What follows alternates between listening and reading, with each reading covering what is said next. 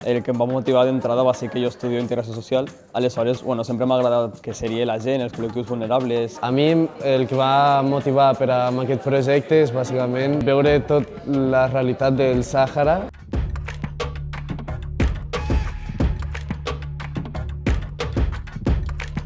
Com viuen allí, com conviuen, els seus valors. Poder-me sensibilitzar del que està passant va ser la principal motivació. Anar a descobrir què estava passant i viure-ho de primera mà. I quan vaig veure que feien l'oferta d'un cicle formatiu vaig veure que era una bona opció per ficar a prova el que estic estudiant, el que m'agrada i el que em motiva.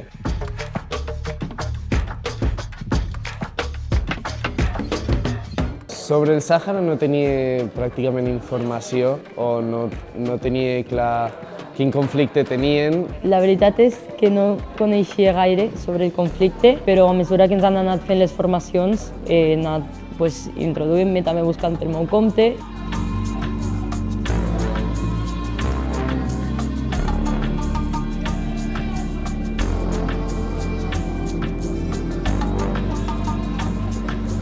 Les meves expectatives, conèixer gent i sobretot tota la cultura saharaui i poder fer activitats que diverteixen a tothom. Mira, jo no sé per què, però porto molts dies pensant que serà un viatge que em canviarà la vida, que marcarà un abans i un després. Sí, jo crec que és un viatge que m'agradarà molt, que aprendré a valorar tot el que tenim aquí, el nostre dia a dia. Un viatge per aprendre, i tampoc li diria viatge, potser li diria més una experiència tant per aprendre jo i per ajudar la gent. Aquesta experiència em podria transformar d'alguna forma, tenir més clar sobretot el conflicte. El fet de valorar més les coses i sobretot aprendre molt.